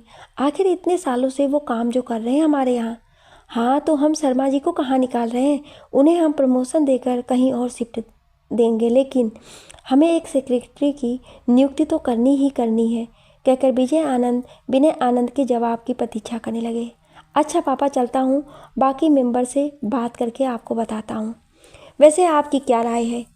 इसका इज़ बेस्ट, और ये बात मैं इसका की क्वालिफ़िकेशन देखकर नहीं कह रहा हूँ, बल्कि इसलिए कह रहा हूँ कि उसमें जो गुण है वो औरों से अलग है, कहकर विजय आनंद चुप हो गए। ठीक है पापा, मैं ऑफिस पहुंचकर आपको फ़ोन करता हूं, कहकर विनय आनंद बाहर निकल आए। ऑफिस पहुंचकर विनय आनंद इसका के बारे में ही सोच रहे थे कि तभी एक मेंबर ने आकर उनका ध्यान ये कहते हुए भंग कर दिया कि क्या सोच रहे हैं मिस्टर विनय? कुछ नहीं, बस ऐसे ही। फिर थोड़ी देर बाद उन्होंने कहा कि कल सेक्रेटरी के लिए जो इंटरव्यू हुआ था उस बारे में आपकी क्या राय है मिस्टर विनोद? जी वैसे तो मेरी नज़र में कई कैंडिडेट हैं, किंतु इसका इज़ बेस्ट। मिस्टर विनोद की राय जानने के बाद विनय आनंद ने 1-2 और मेंबर की राय ली तो सब ने यही एडवाइस दी कि इसका इज़ बेस्ट। अब विनय आनंद के पास इसका को सिलेक्ट ना करने की कोई गुंजाइश नहीं बची थी। इसलिए विनय आनंद ने अपनी कंपनी के सेक्रेटरी को इसका को फ़ोन करके सूचना देने के लिए कहा। शाम के 4 बज रहे थे। इसका अपनी माँ सुनंदा जी के पास लेटी हुई बुक पढ़ रही थी कि तभी उसके मोबाइल फ़ोन पर एक अनजान नंबर से कॉल आई। पहले तो इसका ने इग्नोर कर दिया, लेकिन जब कॉल फिर दोबारा आई तो इसका ने कॉल रिसीव करके हेलो कहा। यस, पर आप कौन बोल रहे हैं? इसका ने प्रश्न किया। जी, मैं आनंद इंडस्ट्रीज से विनय आनंद जी का पर्सनल सेक्रेटरी बोल रहा हूँ। आपको एक मैसेज देना है। जी बताइए, कहकर इसका उत्तर की प्रतीक्षा करने लगी। मैम, आपको कल से आनंद इंडस्ट्रीज ज्वाइन करनी है बतौर पर्सनल सेक्रेटरी विनय आनंद। वैसे आपको मेल कर दिया गया है जो आपको कुछ घंटों में मिल जाएगा, किंतु सर का ऑर्डर था कि आपको इन्फॉर्म कर दिया जाए, इसलिए मैंने आपको कॉल किया है। सच, मुझे तो यकीन ही नहीं हो रहा है कि मैं आपको किस तरह से धन्यवाद दूं। Thank you so much sir, कहकर इसका ने सेक्रेटरी को धन्यवाद दिया। Welcome ma'am. वैसे आपकी जानकारी के लिए बता दूं कि आप मेरी जगह ले रही हैं। तब तो बहुत बुरा होगा आपके साथ। क्या आपको नौकरी से निकाल दिया जाएगा? नहीं मैम, नौकरी से तो नहीं निकाला जाएगा। हो सकता है मुझे कहीं और प्रमोट कर दिया जाए, क्योंकि आनंद इंडस्ट्रीज़ किसी के साथ नाइंसाफ़ी तो नहीं करती। वैसे आपकी जानकारी के लिए बता दूं, सर बहुत पंक्चुअल हैं। उन्हें लेट लतीफ़ी बिल्कुल भी पसंद नहीं है, इसलिए आप ऑफिस टाइम से आ जाइएगा। मेनी थैंक्स सर कि आपने मुझे इतनी जानकारी दी, वरना यहाँ तो लोग थोड़ी थोड़ी बात पर एक दूसरे की टांग खींचने से बाज नहीं आते। मैम, ये गुण भी मैंने यहीं से सीखा है। खैर, बेस्ट ऑफ लक। कल फिर आपसे मुलाकात होगी। तब तक के लिए goodbye. Thank you so much sir, goodbye, कहकर इसका ने फ़ोन रख दिया। तब तक उसकी आवाज़ सुनकर सुनंदा जी भी जाग चुकी थी और इसका के फ़ोन रखते ही बोली, आनंद इंडस्ट्रीज से फ़ोन था? हाँ माँ। क्या कहा उन लोगों ने? कल मुझे ऑफिस बुलाया गया है माँ, लेकिन मुझे डर लग रहा है क्योंकि मुझे विनय आनंद की पर्सनल सेक्रेटरी के रूप में नियुक्त किया गया है। किंतु इसमें डरने वाली कौन सी बात है? विनय आनंद आज की पीढ़ी के नवयुवक हैं और तुम भी आज के प्रगतिशील विचारों वाली नवयुवती हो। दोनों की सोच में कुछ तो समानता होगी ही। हाँ, सामंजस्य स्थापित करने में कुछ समय जरूर लग सकता है। इसके लिए तुम्हें थोड़ा धैर्य से काम लेना होगा। अपनी बारी में थोड़ी मृदुलता लानी होगी। बस माँ, अब रहने भी दीजिए। आगे आप यही कहेंगे कि नफ़रत को प्यार से जीता जा सकता है, बुराई को अच्छाई से जीता जा सकता है। इसका की बात सुनकर सुनंदा जी हंस पड़ी और बोली, जब तू सब जानती है तो मुझे परेशान क्यों करती है? मुझे विश्वास है कि मेरी बेटी बहुत अच्छा काम करेगी। अच्छा रुक, मैं तेरा मुंह मीठा कराती हूँ, कहकर उठने को तैयार हुई तो इसका ने उन्हें ये कहते हुए रोक दिया कि अच्छा, अब आप चुपचाप यहीं बैठी रहिए। अभी आपकी तबीयत ठीक नहीं है, मैं लेकर आती हूँ।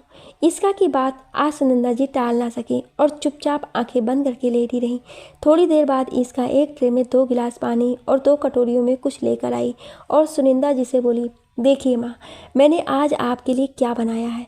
अब जल्दी से उठकर बताइए कि कैसा बना है। क्या लाई है बेटा? देखूँ तो सही, कहकर सुनंदा जी ने एक कटोरी उठा ली और उसको बहुत गौर से देखने लगी। थोड़ी देर तो उन्हें समझ में नहीं आया कि ये क्या है, लेकिन इसका का दिल रखने के लिए उन्होंने पहले इसका का मुंह मीठा कराया, फिर अपने मुंह में एक चम्मच डालकर बोली, वाह क्या हलवा बनाया है बेटा, सच मज़ा आ गया खाकर। रहने भी दीजिए माँ, मुझे पता है अच्छा नहीं बना है। ऊपर से चीनी की जगह मैंने नमक डाल दिया है और आप है कि झूठी तारीफ किए जा रही हैं। कोई बात नहीं बेटा, तूने कोशिश तो की मेरे लिए, यही बहुत है, कहकर इसका को अपने सीने से लगा लिया। इसका भी थोड़ी देर तक एक छोटे बच्चे के समान अपनी माँ की गोद से चिपकी रही और जब सुनंदा जी सो गई तो उठकर बाहर आ गई और अलमारी से अपने कपड़े निकाल कर देखने लगी। अच्छा, ये वाला पहन लूँगी, सोवर और सिंपल लगेगा। कलर देखा है, इसका बिल्कुल उतर गया है। इसका ने मन ही मन अपने आप से कहा, अच्छा ये वाला पहन लूँगी, बिल्कुल मॉडर्न लगूँगी, जैसा कि आजकल काम पर जाने वाली लड़कियाँ पहनती हैं। पर इस ड्रेस की मैचिंग कोई सैंडल नहीं है मेरे पास और बगैर उसके पूरी ड्रेस ही ख़राब लगेगी, कहते हुए इसका ने वो ड्रेस भी दूसरी तरफ रख दी। थोड़ी ही देर में वहाँ कपड़ों का ढेर लग चुका था, लेकिन इसका की समझ में कुछ भी नहीं आ रहा था कि वो क्या पहनेगी। तभी उसके दिमाग में उसी क्षण आया कि एक बार माँ की अलमारी में देखती हूँ, शायद कुछ समझ में आ जाए। ये सोचकर इसका ने अपनी माँ की अलमारी अभी खोली ही थी कि तब तक सुनंदा जी आ गई और बोली, क्या ढूंढ रही हो बेटा? कुछ नहीं माँ, बस ऐसे ही देख रही थी कि शायद आपके पास कुछ यूनिक सा दिख जाए। मेरे पास और यूनिक? पागल तो नहीं हो गई है? तुझे तो पता ही है, तेरे पापा के जाने के बाद मैंने ये सब पहनना छोड़ दिया था। अब तो मेरे पास सिर्फ साड़ियाँ ही मिलेंगी तुझे, कहकर सुनंदा जी चुप हो गई। तभी इसका ने एक नेवी ब्लू कलर की साड़ी निकाली जिस पे गोल्डन कलर का बॉर्डर था और सुनंदा जी से बोली, माँ ये साड़ी कैसी रहेगी? अच्छा तो तू अब साड़ी पहनेगी, कहकर सुनंदा जी जोर से हंसती। आप हंस क्यों रही हैं माँ? मैं अब आपकी वो छोटी वाली गुड़िया नहीं रही जो आपकी उंगली पकड़कर चला करती थी। पता है कि तू कितनी बड़ी हो गई है, ठीक से चलना अभी आता नहीं है, फिर तू साड़ी बांध कर कैसे चलेगी? कहकर सुनंदा जी ने इसका की फिर एक चुटकी ली। माँ अब तो मैं साड़ी ही पहन कर जाऊँगी, लेकिन मुझे आप तैयार करेंगी। वैसे आपको तो पता ही है कि मुझे साड़ी पहनना नहीं आता। ठीक है बाबा, मैं कर दूँगी, लेकिन इसकी जगह तू कोई और साड़ी पहन ले। इस साड़ी में क्या खराबी है माँ? नहीं, खराबी तो कुछ भी नहीं है। अगर तुम्हें अच्छी लग रही हो तो तुम पहन सकती हो। ओके माँ, मैं एक बार चेक कर लेती हूँ, कहकर इसका अपने रूम में चली गई। और सुनंदा जी फिर से पुरानी स्मृतियों में उन्हें याद आने लगा कि वो पल जब साड़ी की दुकान में डमी के ऊपर सजी इस साड़ी को सुनंदा को एकटक निहारते हुए देखकर अपने सेविंग के पैसों से विजय ने दिलवाई थी और कॉलेज की फेयरवेल पार्टी में पहनने के लिए कही थी। लेकिन सुनंदा की ज़िंदगी में तब तक वो भूचाल आ गया जिसकी उसने कल्पना भी नहीं की थी, और फिर उसके बाद उस साड़ी को उसने वैसे ही सहेज कर रख दिया। अगले दिन इसका को सुनंदा ने अपने हाथों से तैयार किया। ऊपर से वो नीली साड़ी इसका के ऊपर काफ़ी अच्छी लग रही थी और इसका अपने आप को आईने में देखकर मुग्ध हो मन ही मन मुस्कुरा उठी थी। तभी सुनंदा जी ने कैब के आने की सूचना दी और इसका को जल्दी से नीचे उतरने के लिए कहा। आती हूँ माँ, कहकर इसका ने अपने आप को एक बार फिर से आईने में निहारा, पर्स और कुछ ज़रूरी कागजात उठाया और जल्दी से नीचे आ गई। तभी सुनंदा जी ने इसका को अक्षत और रोली का टीका लगाया तथा दही और गुड़ खिलाकर ऑफिस के लिए विदा किया। इसका को भेजते वक्त आज सुनंदा जी की आंखें फिर छलछला उठी थी। उन्हें लग रहा था कि जैसे वो आज उसे अपने घर से विदा कर रही हूँ। तभी डोरबेल बजने की आवाज़ ने उनका ध्यान भंग कर दिया। बालकनी से बाहर झांक कर देखा तो दूध वाला था। उसके बाद उन्होंने अपनी भावनाओं पर नियंत्रण करना शुरू कर दिया, लेकिन भावनाएं कहाँ नियंत्रित होती हैं इतनी जल्दी। एक बार उमड़ आती है तो अपने साथ साथ आंसुओं का ऐसा सैलाब लेकर आती है कि उनको रोकना मुश्किल हो जाता है। इसका आज समय से पहले ही आनंद इंडस्ट्रीज़ पहुंच गई थी और विनय आनंद जी भी आज बहुत जल्दी में थे, इसलिए बगैर नाश्ता किए ही ऑफिस के लिए निकल चुके थे।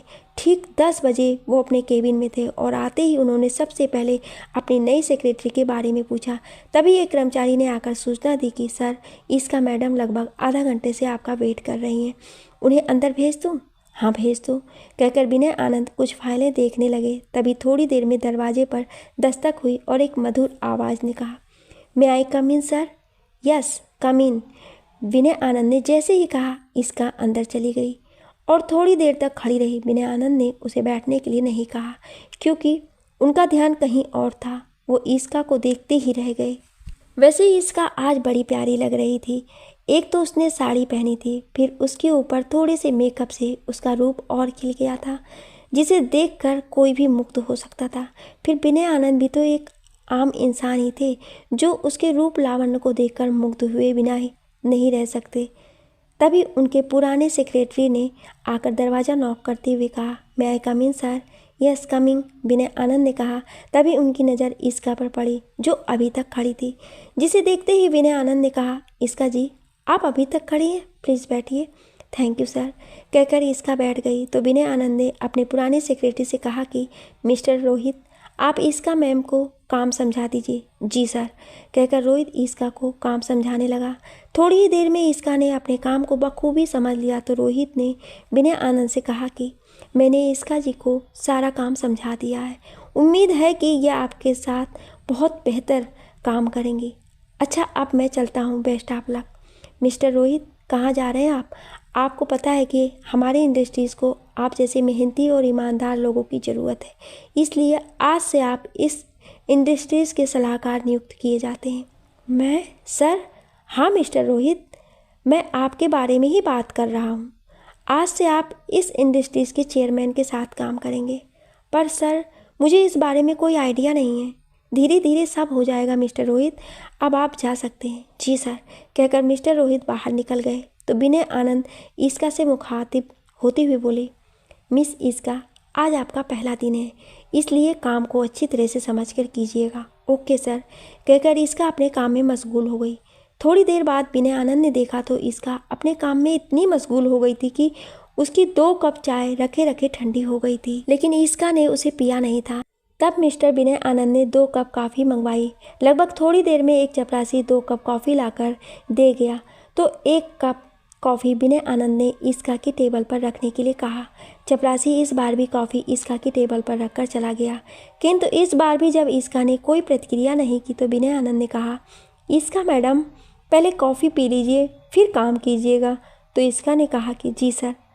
आपने कुछ कहा? हाँ मैम, आप तो काम में इतनी मशगूल हैं कि आपको ना कुछ दिखाई देता है ना कुछ सुनाई देता है।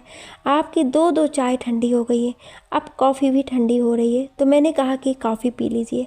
ऐसा भी काम क्या, काम तो होता रहेगा। जी सर, कहकर इसका डरते डरते कॉफ़ी का घूंट भरने लगी, लेकिन उसके चेहरे पर डर साफ साफ झलक रहा था, जिसे देखकर विनय आनंद ने कहा कि इसका जी घबराए नहीं, मैं भी आप ही की तरह एक इंसान और हम लोगों को साथ काम करना है।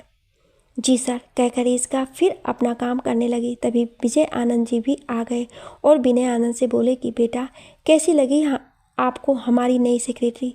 अच्छी है पापा, अपने काम के प्रति इतनी वफादार है कि इन्हें तो भूख प्यास भी नहीं लगती है। ये देखिए, 2 चाय रखे रखे ठंडी हो गई और कॉफ़ी भी ठंडी हो जाती अगर मैं नहीं बताता तो।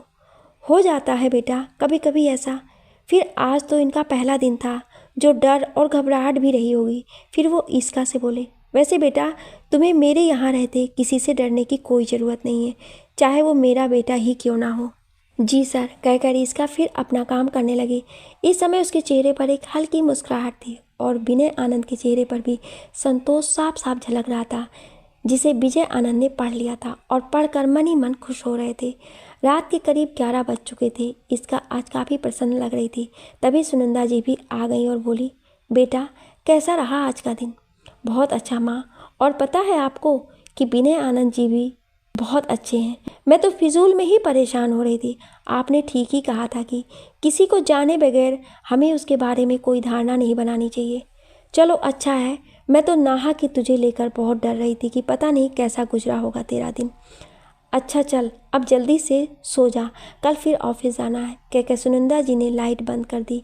किंतु ईस्का की आंखों में सुनहरे भविष्य के सपने अब भी तैर रहे थे, जब उसके पास अपना खुद का गाड़ी और बंगला होगा। ये सब सोचते सोचते ईस्का कब सो गई उसे जान ही नहीं पाई। सुबह चिड़ियों की चहचहाहट सुनकर आंख खुली तो आज की सुबह उसे बहुत अच्छी लग रही थी। थोड़ी देर बाद देखा तो पूरब से लालिमा बिखेरते हुए सूर्य देवता भी उदित हो गए थे, जिनको ईस्का अपनी खुली आंखों से प्रसन्न होकर निहार रही थी। थोड़ी देर बाद ईस्का अंदर आ गई, फ्रेश होकर ऑफिस के लिए तैयार होने लगी। तब तक सुनंदा जी भी आ गई और नाश्ता तैयार करने लगी। थोड़ी देर बाद ईस्का तैयार होकर ऑफिस के लिए निकल गई। विनय आनंद भी ऑफिस आ चुके थे। उन्होंने नोटिस किया कि कल की अपेक्षा इसका आज काफ़ी प्रसन्न दिखाई दे रही है, तो उन्होंने भी मौका देकर इसका को फाइल लेकर अपने पास बुलाया। थोड़ी देर बाद इसका फाइल लेकर विनय आनंद के पास आ गई तो विनय आनंद ने जानबूझकर फाइल गिरा दी।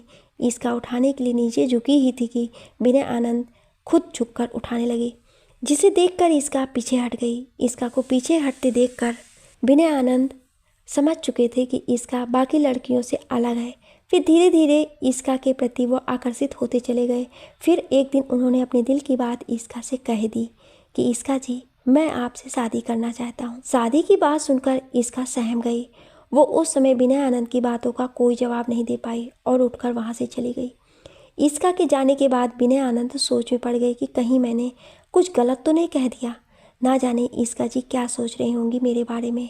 फिर उनका भी किसी काम में मन नहीं लगा और वो भी घर चले गए। घर पहुंचकर विनय आनंद अपने कमरे में जाकर चुपचाप लेट गए। किसी से कोई बात नहीं की और रात में खाने पर भी नहीं आए। विनय आनंद जब खाने पर नहीं आए तो विजय आनंद एवं रश्मि आनंद दोनों को बहुत चिंता हुई। फिर दोनों विनय आनंद के कमरे में गए और जाकर बोला, बेटा, तबीयत तो ठीक है तुम्हारी? हाँ माँ पापा, बस थोड़ा सर दर्द हो रहा था, कुछ बोलने बात करने का मन नहीं हो रहा था, इसलिए नहीं आया। तो ऊपर खाना मंगवा दे रही हूँ बेटा, लेकिन कुछ तो थोड़ा खा ले। जब रश्मि आनंद ने कहा तो विनय आनंद ने कहा कि नहीं माँ, इस समय बिल्कुल भी मन नहीं है, अगर होता तो ज़रूर खा लेता।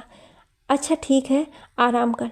कितनी बार कहा है कि ज़्यादा काम मत कर, कुछ अपने लिए भी समय निकाल, किंतु तू है कि सुनता ही नहीं है। अच्छा, मैं दवा लेकर आती हूँ, खाकर चुपचाप सो जा, थोड़ी देर में आराम मिल जाएगा, कहकर रश्मि आनंद नीचे दवा लेने चली गई और थोड़ी ही देर में दवा और थोड़ा खाना लेकर ऊपर आ गई। लेकिन विनय आनंद ने मुश्किल से मुंह में एक कौर डाला होगा और दवा खाकर मुंह ढककर सो गए। विनय आनंद को इस तरह से देखकर विजय आनंद समझ गए कि बात कुछ और है। फिर उन्होंने ईस्का को फ़ोन मिलाया। फ़ोन मिलाने पर ईस्का का फ़ोन बंद था। इसके बाद उन्होंने ऑफिस के कर्मचारी से कुछ पूछा और तुरंत ऑफिस के लिए निकल गए। इधर घर आकर ईस्का भी कुछ गुमसुम सी लग रही थी और थोड़ी देर बाद सर दर्द का बहाना बनाकर सो गई। सुनंदा जी ने आज से पहले ईस्का को कभी इस तरह से नहीं देखा था। वो समझ चुकी थी कि बात कुछ और है, इसलिए उस समय उन्होंने ईस्का को सोने दिया। रात के करीब 10 बजे जब सुनंदा जी ईस्का के लिए खाना लेकर आई तो ईस्का ने खाने से इनकार कर दिया, किंतु सुनंदा जी ने अपनी कसम देकर किसी तरह से ईस्का को खाना खिलाया। फिर समझाते हुए कहा कि आखिर बात क्या है बेटा, जो तुम इतनी परेशान हो। मैं तुम्हारी माँ हूँ और तुम्हारे अलावा मेरा इस दुनिया में कोई नहीं है और मैं तुम्हें इस तरह से परेशान नहीं देख सकती, इसलिए जो भी बात है वो मुझे सच सच बताओ। अपनी माँ की बात सुनकर ईस्का ने कहा, माँ, जो आनंद इंडस्ट्रीज़ के मालिक विनय आनंद जी हैं वो मुझसे शादी करना चाहते हैं, पर आप तो जानती हैं कि मैंने इन सब चीज़ों के बारे में कभी सोचा ही नहीं, इसलिए मैं वहाँ से बिना कुछ कहे चली आई। ईस्का की बात सुनकर सुनंदा जी बोली, बिल्कुल ठीक किया तुमने इसी। शादी विवाह के फैसले इतनी जल्दबाजी में नहीं किए जाते, इसलिए तुम पहले अच्छी तरह से सोच लो कि तुम्हें क्या करना चाहिए। अपनी माँ की बात सुनकर ठीक है माँ कहकर ईस्का अपने कमरे में चली गई और विनय आनंद के बारे में सोचने लगी।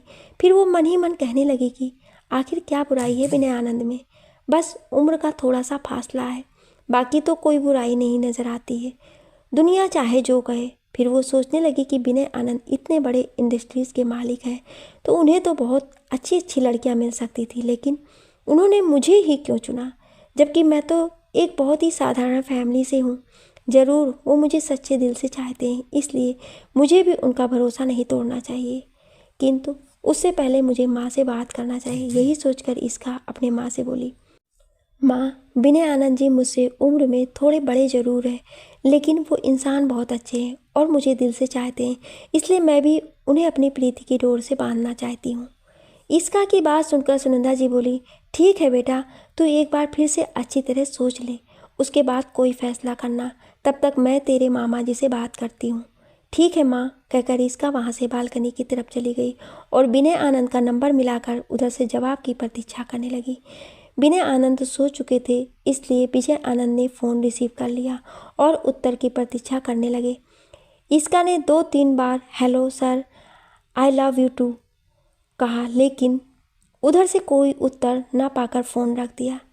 विजय आनंद ईस्का की आवाज़ पहचान चुके थे, इसलिए उन्हें ये समझते देर नहीं लगी कि ये इश्क का मामला है।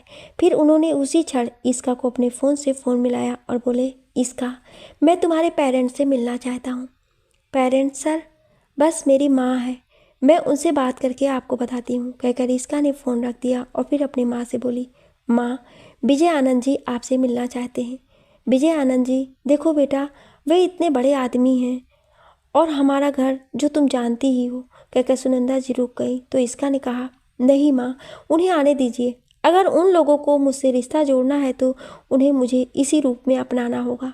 ईस्का की बात सुनकर सुनंदा जी ने कहा कि ठीक है, तू जैसा ठीक समझे कहकर सुनंदा जी जल्दी जल्दी घर का काम निपटाने लगी और ईस्का पास ही बाजार चली गई कुछ घर का सामान जरूरी लाने। थोड़ी देर बाद जब ईस्का घर का सामान लेकर वापस आई तो देखा कि सुनंदा जी घर का सारा काम निपटा चुकी थी।